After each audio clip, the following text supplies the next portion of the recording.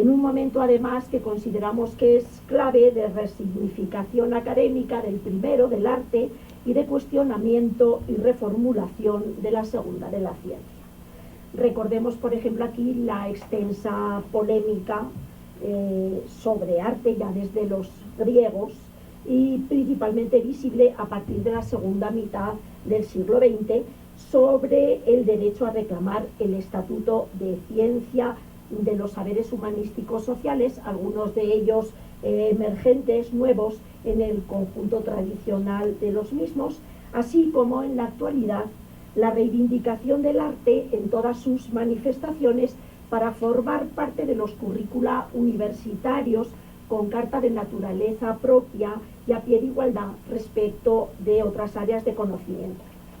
Como curioso ejemplo de esta histórica disputa, hagamos memoria de uno de sus instigadores, el físico y al mismo tiempo novelista inglés Charles Percy, el barón Snow, quien en 1959 en la Universidad de Cambridge pronunció una famosa conferencia llamada Las dos culturas, la cual después se publicó como Las dos culturas y la revolución científica, provocando una ríspida discusión al denunciar que la interrupción de la comunicación entre lo que él llamaba las dos culturas de la sociedad moderna, es decir, las ciencias y las humanidades, era responsable de la mala calidad de la educación y un obstáculo importante para solucionar los problemas del mundo.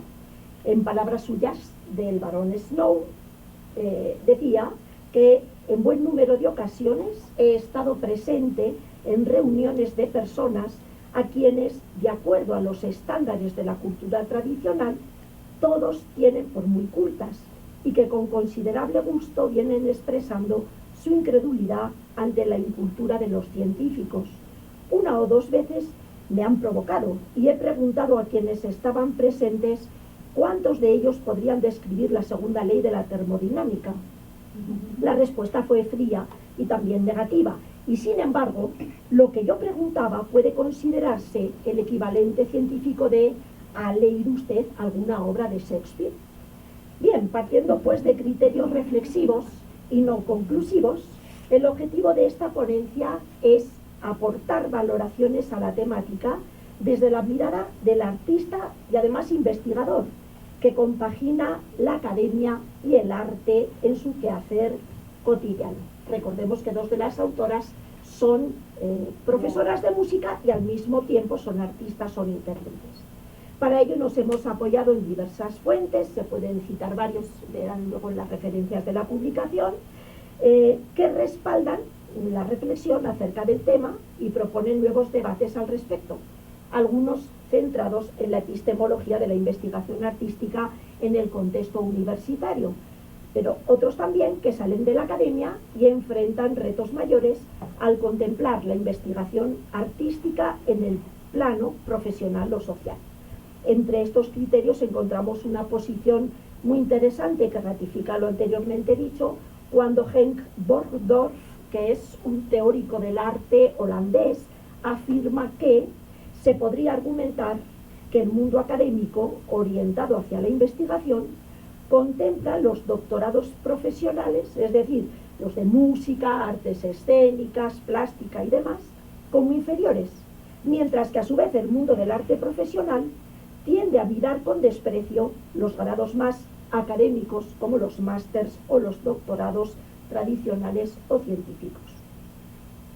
Como puede leerse en la presentación, los atributos concedidos a la ciencia, difíciles de verificar en las artes, provocan disímiles reflexiones que ponen a científicos y artistas en planos paralelos, la mayor parte de las veces excluyentes, y que complejizan la posibilidad de una interacción. Por lo que un artista, para ser considerado un científico, debe someterse a los criterios y prácticas establecidos por la ciencia, llamémosle oficial, reconociendo de antemano las diferencias teóricas entre un campo y otro. A partir de aquí cabría considerar que el arte y la ciencia, y por lo tanto sus producciones y derivados, tanto de la creación artística como de la científica, son mundos opuestos e irreconciliables? Sabemos que arte y ciencia evolucionan a la par del hombre como resultado de su propia actividad. Incluso poseen características similares, ya les decía, desde los griegos, desde esa esa técnica producente, imaginativa, poética. Es factible, por ejemplo, mencionar en ambos ámbitos la creatividad, el ingenio, la originalidad y la concientización o valoración de juicio. Sin embargo, el progreso científico llevó a una rivalidad actualmente muy marcada entre estas categorías, lo que es objeto de reflexión tanto en el plano artístico como en el científico. Como leemos, contradictoriamente, en algunos escenarios se tiene la falsa visión de que la formación del artista no se rige por normas o es arbitraria. Es cierto que no puede deberse a directrices establecidas para otras especialidades, pero se conduce de acuerdo a sus propias reglas, sin dejar de producir un conocimiento inteligible, riguroso y crítico. Surge el interrogante de si es posible la integración de la creación artística en la academia formal, teniendo en cuenta la identificación y el respeto de las particularidades de la creación artística y de la investigación en artes en la diversidad de áreas que las conforman. Creemos que sí es posible esa integración. Pero la investigación artística no se limita a ese nuevo y excitante universo de trabajo donde confluye lo artístico y lo científico. No es otro discurso de reconocimiento, no pretende revertir tendencias como estrategia de resistencia cultural, ni constituirse en un paradigma original. Desde la década de los 80 del pasado siglo, se conforma como una actividad creadora que penetra los modelos del arte y busca alternativas para su desarrollo. Presenta, como pueden leer, su propio discurso, que pondera la argumentación de su práctica, y es una actividad específica de la ciencia cuyo contenido se enriquece en el propio proceso creativo o al valorar hábitos y rutinas de estudio, influencias teóricas y prácticas, resultados de una ejecución o de la realización de una obra. El punto de partida de la investigación artística, como de toda investigación, será una inconformidad, una carencia, un conocimiento insuficiente o parcial, una búsqueda de lo desconocido, una necesidad. Además, en un universo multidisciplinario, incluso transdisciplinario, como en el que todos nos insertamos, tanto académicos, sensu estricto, como artistas, resulta difícil cualquier creación sin interactuar con otras disciplinas o ramas del saber. Por ejemplo, la estética, la psicología, la pedagogía, la sociología, la historia del arte. Cualquier creación artística tiene que estar relacionada con estas áreas. Por favor. Para el artista investigador, la investigación en artes cambia el sentido de su percepción.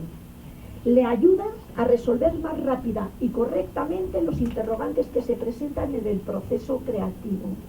Lo transforma, de manera que le es imposible después al artista volver a escuchar, criticar o ejecutar una obra artística sin un estudio que abarque la universalidad de lo que en ella se pueda apreciar.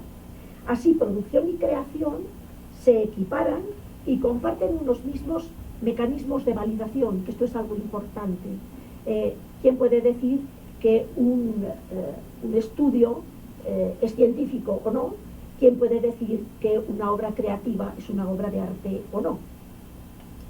Por favor. Para definir una obra de arte como un logro científico, esta debe de estar precedida de un conocimiento, una indagación, una contextualización y el estudio sobre la forma y materiales para su producción o ejecución. Su fin ha de relacionarse con el desarrollo del conocimiento, la transmisión de experiencias, la solución de problemas vinculados con la práctica artística, la búsqueda de aquello que es invisible y que a su vez está presente en la cotidianeidad, de los nexos entre saberes, necesidades, motivaciones, intereses, como regularidades, procesos o principios, de lo que viabilice la transformación personal del público receptor y de la sociedad en general. Esto no significa, por otra parte, que toda obra de arte sea una consecuencia de la investigación científica. Los artistas que abrazan la ciencia no niegan los procedimientos que implica el proceso de investigación científica, solo definen otras formas de realizarlos y legitimarlos. El artista investigador, por otra parte, cuando el artista decide integrarse en la academia, cambia cuando conoce los fundamentos, profundiza en el contexto en que se gestó la obra o en las condiciones en que fue realizada. En la música, por ejemplo, existen criterios matemáticos, físicos y acústicos en la producción del sonido que invitan al artista a buscar las posiciones más ventajosas para emitirlos con más calidad sonora. La creación de una obra musical es multidisciplinaria, aspecto que ofrece mayor potencialidad para su producción, ejecución y comunicación con el público. Les pongo dos ejemplos de mi actividad personal. En este momento tengo dos estudiantes en la maestría en Filosofía e Historia de las Ideas, que son pianistas ya graduados, músicos profesionales. Uno está haciendo una tesis de maestría sobre la ópera Parsifal de Wagner. Yo soy medievalista, soy historiadora medievalista, entonces estamos en un ambiente maravilloso porque estamos estudiando filosofía. Parsifal, ya saben, es una ópera del ciclo artúrico de Perceval, y además él es pianista. Y otra joven, también pianista, está trabajando sobre la relación alumno-maestro en el binomio Schumann-Brahms y contextualizándolo en la música alemana y en el pensamiento alemán del siglo XIX, y concretamente en el romanticismo. Entonces ellos son artistas que se han integrado en la academia. Ahora hace falta ver cómo la academia les responde. Resultan evidentes las ventajas de la inclusión del arte en la academia, no solo para el artista, sino también para la propia academia tradicional, que se verá transformada y renovada en sus roles y parámetros establecidos por lo que yo llamo el poder modificador y transformador del arte. Es lo que les estaba diciendo antes. Ahora estamos en la polémica de ver si cuando ellos presenten su tesis de grado de maestría les permiten tocar. Obviamente tienen que tocar algo de la obertura de Parsifal, o tiene que tocar la alumna sobre todo Schumann-Brahms, porque habla de las diferencias generacionales, la parte más significativa de Schumann y la parte más significativa de Brahms, para ver si hay continuidades o rupturas en uno y otro, en el alumno respecto del maestro. Pero claro, en la academia los procesos son muy formales, son muy rigurosos. Ya tenemos un precedente, también dirigí otra tesis sobre los roles femeninos en las óperas de Richard Strauss, y era soprano la alumna, y ella cantó una parte de la ópera Salomé. En fin, la ciencia y el arte son, por tanto, expresiones complementarias del desarrollo de lo humano, lo puramente humano. Verlas como algo segmentado o contrario constituye un enorme equívoco, una distorsión de un enfoque carente de cientificidad. En conclusión, tenemos 4 conclusiones. La formación del artista, desde su nivel básico hasta el superior, se sustenta sobre la base de ciencias o ramas del saber y por las tradiciones y experiencias de la práctica profesional. No obstante, se deben considerar las competencias básicas de la investigación de acuerdo con la práctica que se esté desarrollando, donde se utilicen métodos propios. La segunda conclusión es que la investigación en artes tiene más similitudes que contradicciones con respecto a la investigación científica. Quizás los métodos difieran, porque la búsqueda y orientación hacia el objetivo final es también diferente, pero para investigar en artes es preciso tener definido el objeto del conocimiento y el dominio de las disciplinas que sustentan ese fenómeno y que permiten observar las perspectivas teóricas o empíricas que lo contextualizan. Sigue, por favor. La investigación en artes puede emplear métodos generales de la investigación científica que se ajusten a la práctica artística, pero es inaplazable la necesidad de crear su propio perfil metodológico capaz de orientar y guiar la investigación en esa área específica. Aunque la reflexión en nuestra última conclusión sobre ciencia y arte ha cobrado fuerza y en la actualidad su presencia es más relevante en debates y foros internacionales o eventos científicos como en el que nos encontramos, aún no se ha llegado a conclusiones que posibiliten eliminar esa dicotomía producida entre estas ramas y definan una metodología específica que particularice a esta última. Para finalizar, y desde esta tribuna y las páginas que hemos escrito las autoras, apelamos a la necesidad que tiene nuestra universidad en general de otro modo de producir el conocimiento, de romper el vicio dicotómico, atomizador, a través del cual terminamos oponiendo el arte a las ciencias. Apelamos también a una urgencia de definir la ciencia y el arte en tiempos de transdisciplinariedad científica y de fronteras artísticas difusas. Y también, a lo que me parece aún más importante, apelamos a la obligación de caracterizar la contribución de la ciencia a la renovación de los medios de producción del arte y de la idea artística.